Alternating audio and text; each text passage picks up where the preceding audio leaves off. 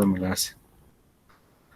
Bien, entonces, vamos a considerar un espacio bidimensional que va a ser todo el plano. Imagínense el plano que usualmente usan, ¿no? R2, el conjunto de todos los pares ordenados del plano, el conjunto de todos los puntos del plano. Y le vamos a dotar con esta métrica que tenemos acá. Vean que esta métrica es es 1001, ¿no? Es la matriz identidad. El tensor métrico es esta es la matriz identidad. Y lo que nos está pidiendo es que hallemos las geodésicas con esta métrica en el plano. Bien, está súper sencillo porque todos los símbolos de Christoffel van a ser nulos. ¿Por qué? Porque todos los elementos del tensor métrico son constantes, ¿no? Y hay que recordar que hay que hacer derivadas, ¿no? Con respecto a las coordenadas. Y por lo tanto, todas las derivadas van a ser cero. Y de ahí fácilmente se ve que todos los símbolos de Christoffel son nulos. Y por lo tanto, cuando vayamos a utilizar lo que son nuestras ecuaciones para las geodésicas, lo que va a ocurrir es que esto va a ser cero y esto va a ser cero. Por lo tanto, este se va a ir y este se va a ir. Y al final solo me va a quedar esto. Ahora, lo que vamos a hacer es, vamos a resolver estas ecuaciones diferenciales. Nos va a quedar esto que tenemos acá. Y de aquí voy a eliminar el parámetro S, donde A, B, C y D son constantes de integración. Son constantes de integración. Y voy a eliminar S, ¿no? Entonces, al intentar de eliminar S, vamos a obtener esta relación. Y voy a simplificar esta relación. Acá, de esta manera. Esto de aquí es la solución. O mejor dicho, estas son las soluciones a estas ecuaciones diferenciales, ¿no? Pero a partir de ellas, ¿qué es lo que hallamos? ¿Qué conclusión hallamos? Es que las geodésicas en el plano con esta métrica tan sencilla, que es la métrica usual, son rectas. Esto de aquí es una ecuación de una recta, ¿no? En XY, donde CA, CB y DA son constantes, ¿no? Entonces, conclusión de esto es que las geodésicas en el plano, con respecto a esa métrica, que son rectas, son justamente rectas. Entonces, ¿qué es una geodésica exactamente? Una geodésica es, dados dos puntos en el espacio, por ejemplo, este punto y este punto, ¿cuál será la curva? Que tiene la distancia más pequeña entre los dos puntos que estoy marcando ahora.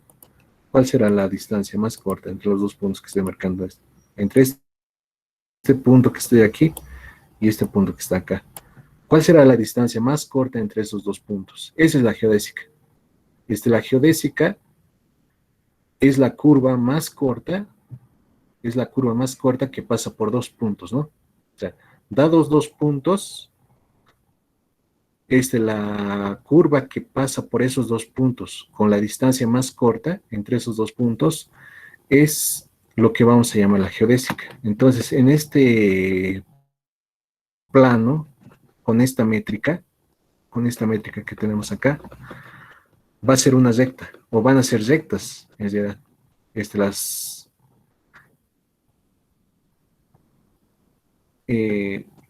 geodésicas van a ser rectas, ¿no? Y aquí tenemos unos gráficos de unas rectas, ¿no? Que pues bueno, no parece nada fantástico. Pero ¿qué pasa si cambiamos la métrica? Ahora solo voy a considerar el semiplano. Bueno, a esto se le llama de la siguiente manera. Es un modelo para la geometría hiperbólica. No sé si alguno de ustedes alguna vez habrá escuchado esto de la geometría hiperbólica.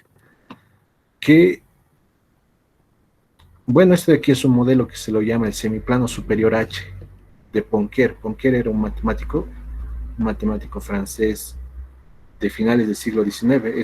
Es considerado uno de los matemáticos más grandes junto con Gauss, Hilbert, Riemann. Y entre las muchas cosas que hizo en matemáticas, una fue construir un modelo para esta geometría hiperbólica, que es justamente la que vamos a revisar ahora. Entonces, lo que hace este caballero, lo que hace Henri Poincare es lo siguiente: solo considera el semiplano superior, solo el semiplano superior, y considera esta métrica. Vean que se parece mucho a la anterior.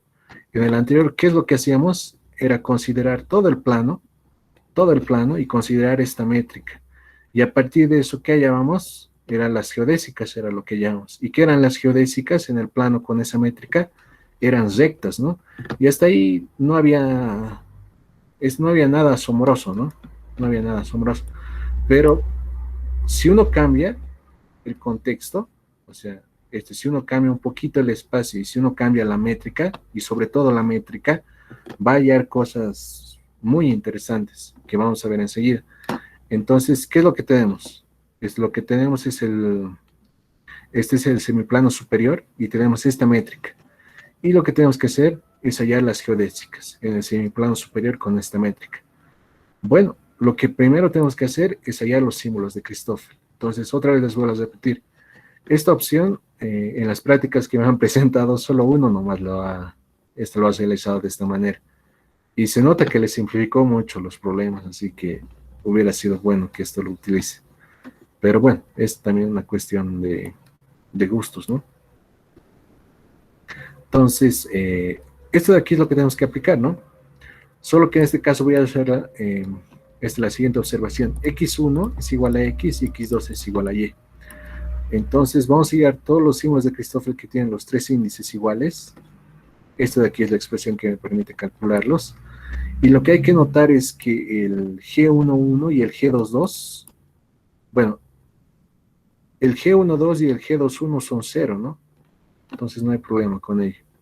El G11 y el G22, ambos dependen de Y, pero Y ¿a quién es igual? Y es igual a X2, ¿no? Entonces, vean que ese de aquí va a ser 0.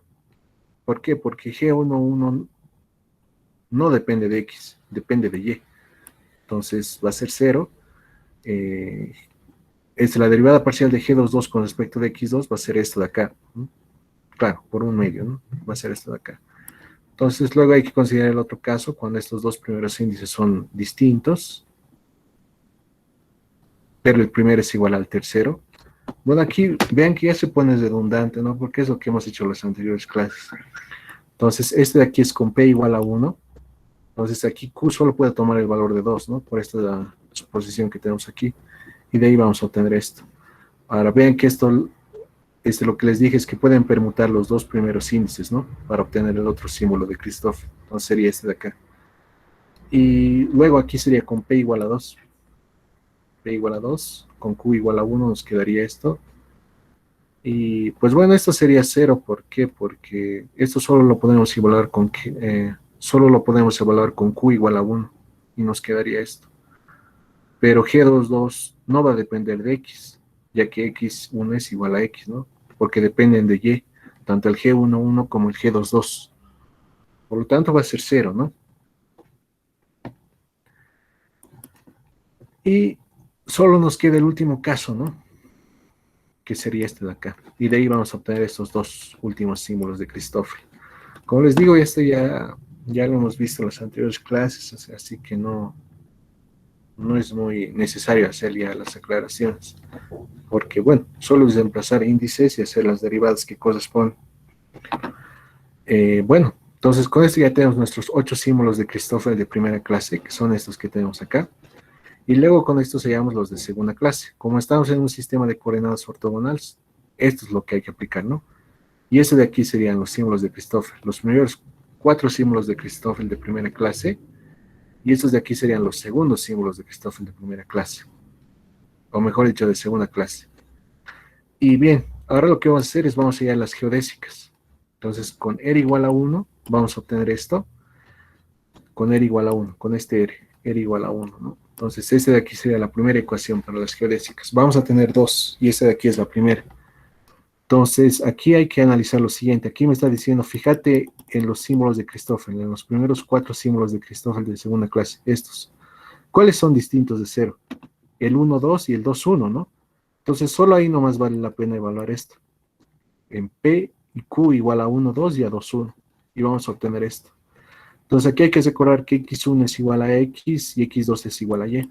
Reemplazando eso, y los símbolos de Christoffel que corresponden, esta va a ser una ecuación de las geodésicas.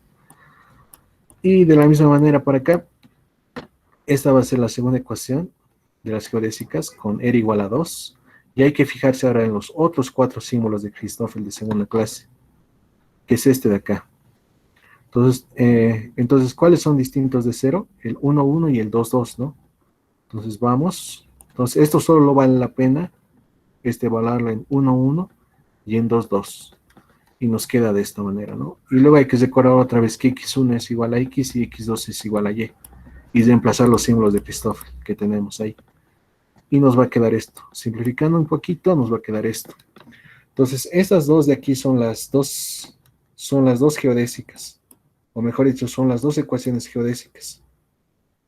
Son las dos ecuaciones diferenciales para las geodésicas. Ahora, aquí viene el análisis importante.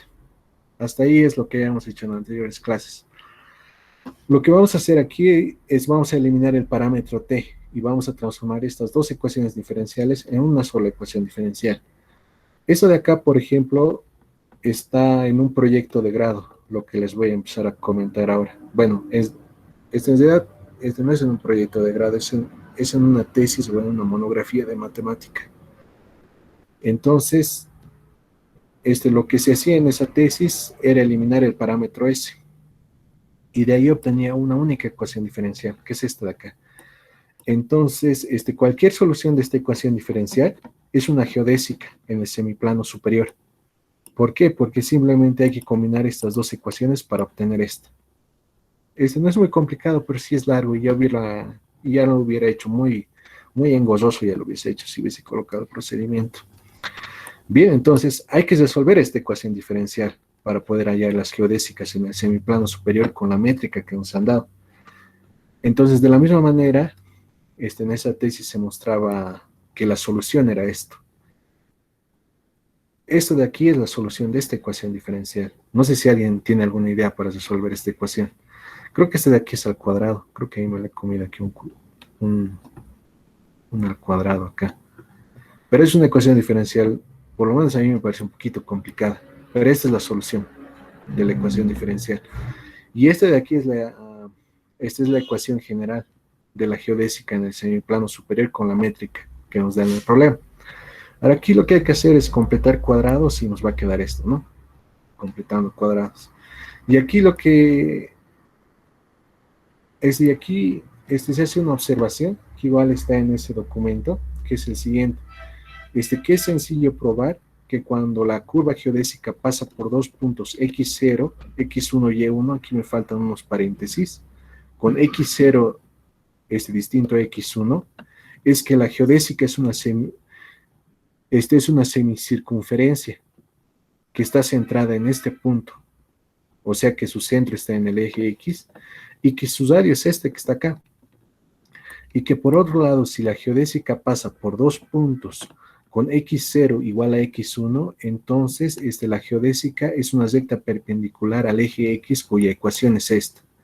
Entonces, otra vez voy a repetir a partir de acá. Vean que estas dos ecuaciones son las que hallaríamos hasta donde sabemos, ¿no? Entonces, por lo general, hasta aquí es donde termina todo nuestro trabajo, por lo menos en lo que hemos hecho en clase.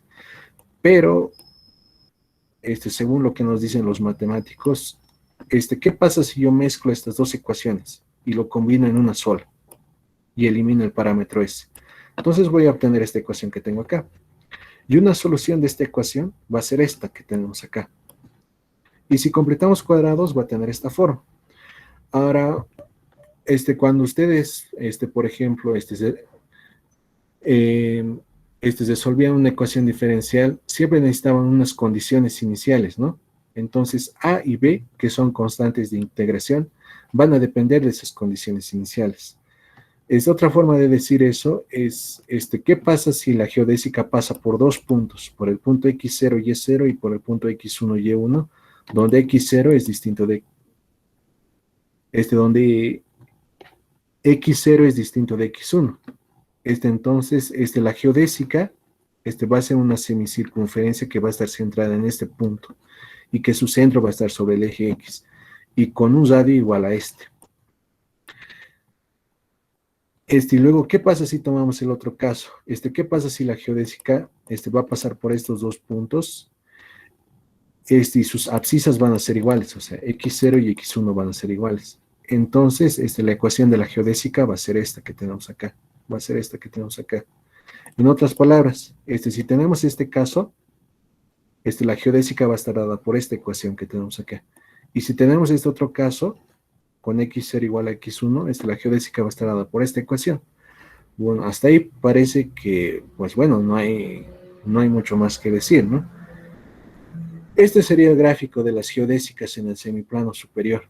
Vean que son rectas perpendiculares, que serían este caso, y el otro caso sería este que está acá, que son, lo que les había mencionado, que son semicircunferencias, cuyo centro está en el eje X, y que su radio está determinado, ¿no?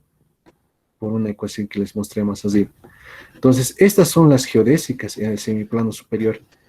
Son rectas perpendiculares al eje X y son semicircunferencias cuyos centros están en el eje X. Vean que hay una gran diferencia entre las geodésicas del semiplano superior con la métrica que nos había dado este problema y con las geodésicas del plano con la métrica usual, ¿no? Porque ahí eran rectas, eran estas rectas. Esto de aquí son las geodésicas en el plano con la métrica que nos está dando, ¿no? Con la métrica que nos está dando, que es la métrica usual. Pero, ¿qué pasa si cambiamos todo nuestro estudio solo al semiplano superior y utilizamos esta métrica que se le llama la métrica hiperbólica? Nuestras geodésicas van a cambiar radicalmente de forma, ¿no? Van a ser lo que les había mencionado. Son rectas, perpendiculares al eje X, y son semicircunferencias, ¿no? Y aquí decimos cuándo son semicircunferencias y también decimos cuándo son rectas perpendiculares.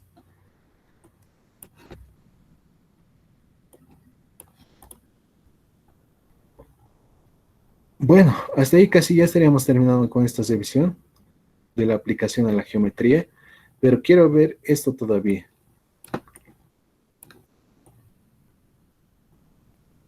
Bien, esto de acá, ¿no?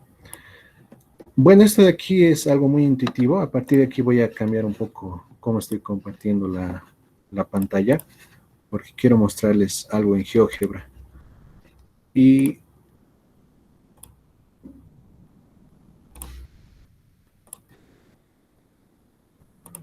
sí, ahora sí. Bien, espero que se siga viendo. ¿Sí se sigue viendo o no?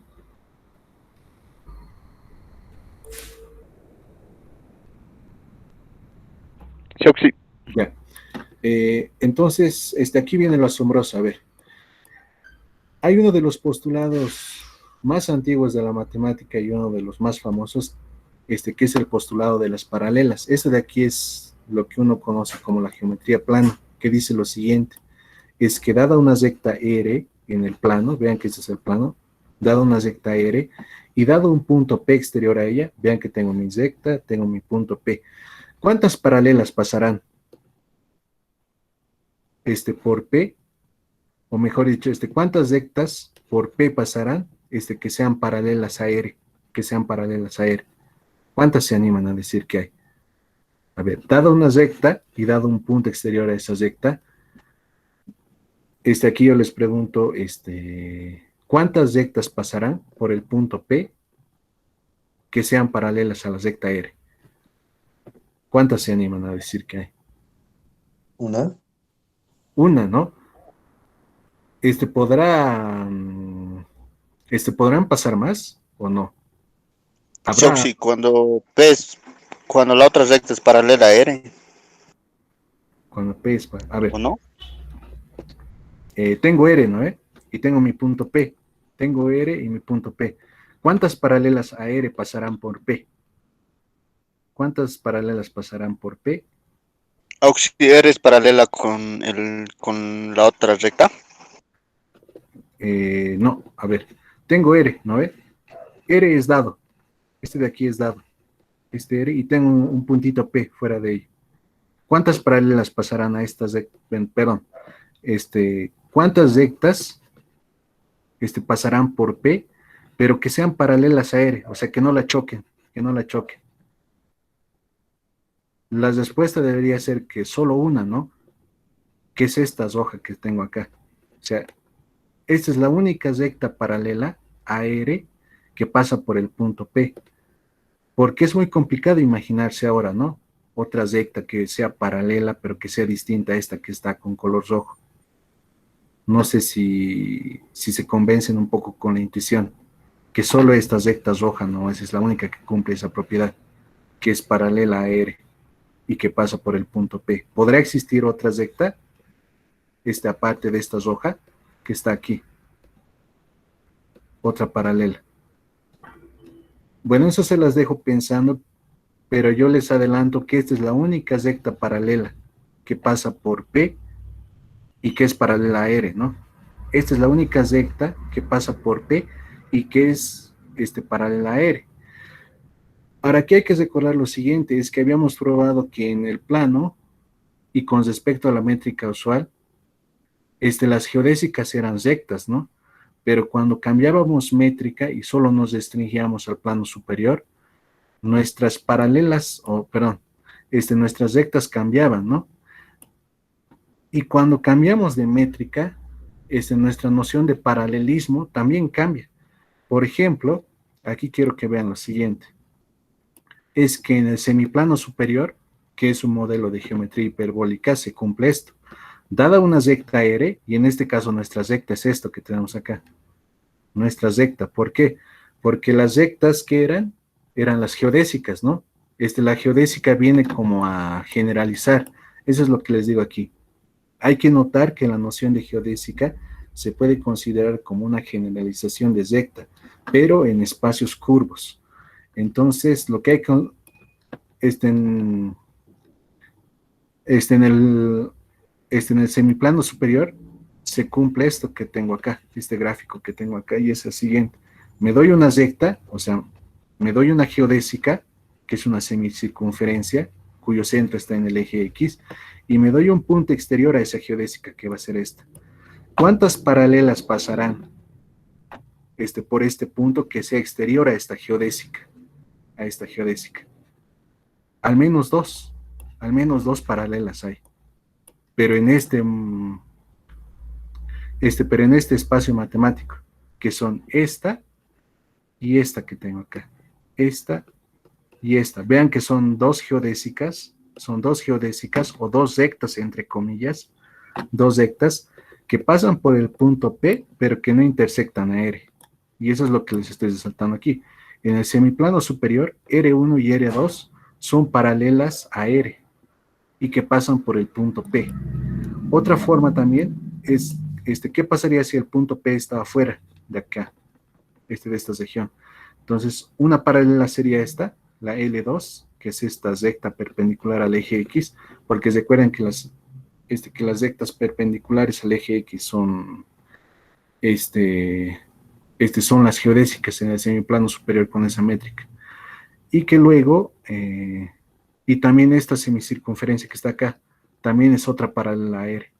Entonces, L1 y L2, este de aquí es L1 y este de aquí es L2, son paralelas a R y que pasan por el punto P.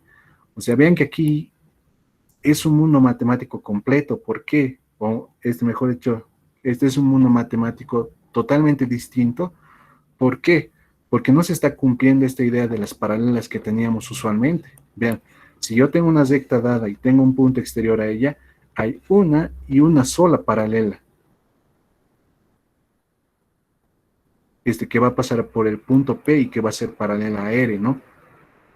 Pero aquí se está dando algo totalmente descabellado. Tengo la recta R, o sea, pero es una recta entre comillas, es una geodésica, y tengo un punto P exterior a ella, y hay al menos dos paralelas. Y no solo hay dos paralelas, sino hay infinitas paralelas. Por aquí podemos trazar infinitas rectas que pasan.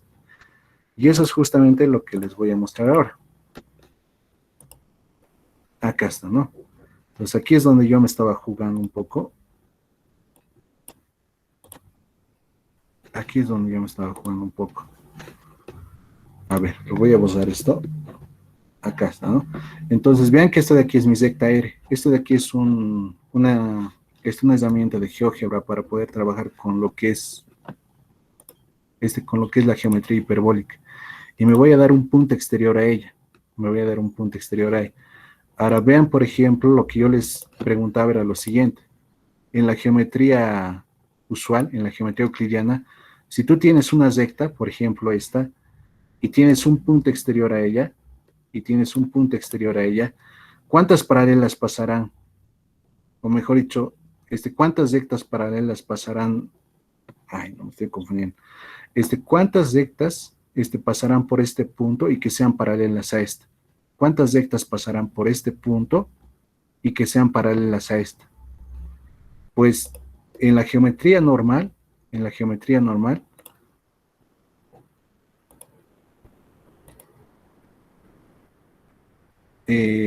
por lo general las respuestas solo es una sola paralela, ¿no? Aquí me confundí un poco, mil disculpas. ¿Por qué estoy marcando solo puntos? A ver. Ahí está, ¿no? Ya. No, es de tercera hilo mucho. Ya. A ver, esto de aquí es justamente lo que les decía. Tengo una recta y tengo un puntito fuera de ella. Ahora, ¿cuántas paralelas pasarán por esta, mejor dicho, cuántas rectas pasarán por este punto y que sean paralelas a esta? En la geometría normal, solo pasaría una, ¿no? No sé por qué no traza mi paralela.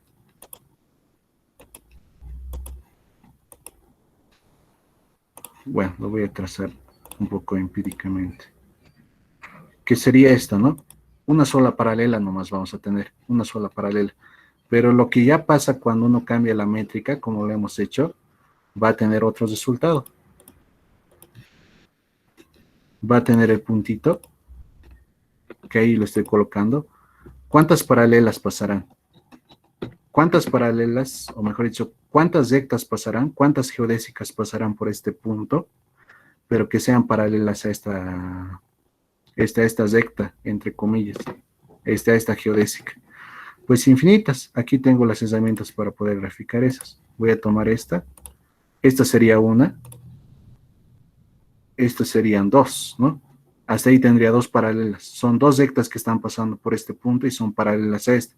¿Por qué son paralelas? Porque no le intersectan. Entonces la coloco acá. Esta es otra paralela. Otra, no, esa ya no es paralela. Esa ya no es paralela. Esa es otra paralela. Otra paralela. Y podría continuar, ¿no? En realidad hay infinitas paralelas. Esa ya no es.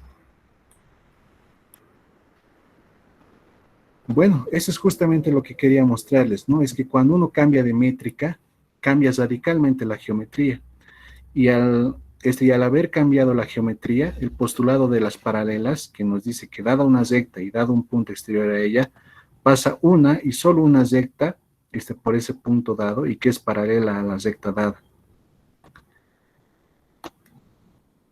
Y pues bueno, como pueden ver, aquí había hecho un grafiquito medio interesante, ¿no? Medio interesante.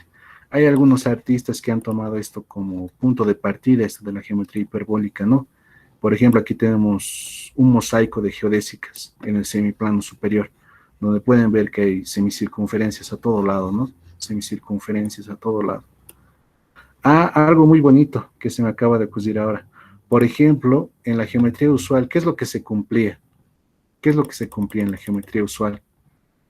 Es que la suma de los ángulos de un triángulo, ¿cuánto era? ¿Cuánto era la suma de los ángulos de un triángulo?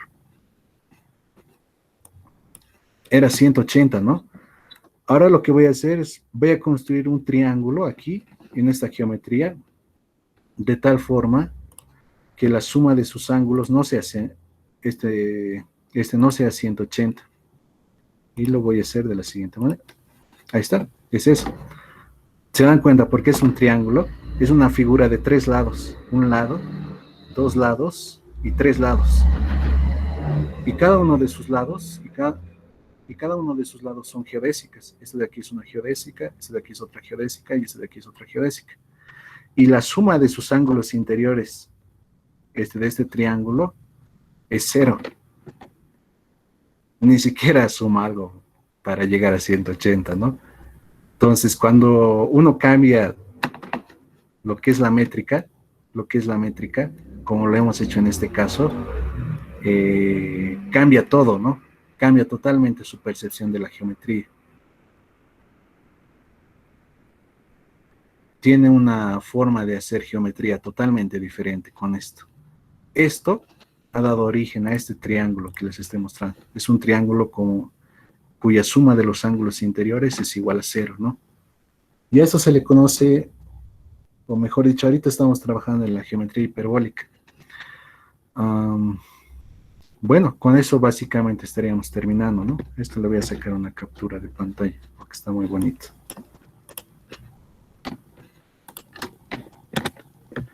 No sé si es que hay alguna duda.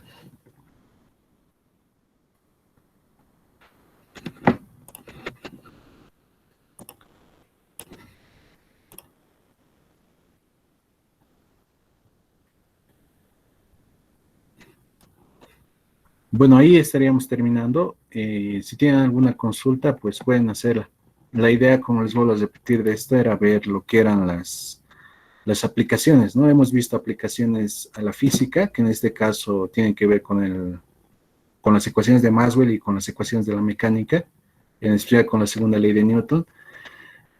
Y el otro con la geometría hiperbólica, ¿no? Con la geometría hiperbólica. Les acabo de mostrar un triángulo cuya suma de los ángulos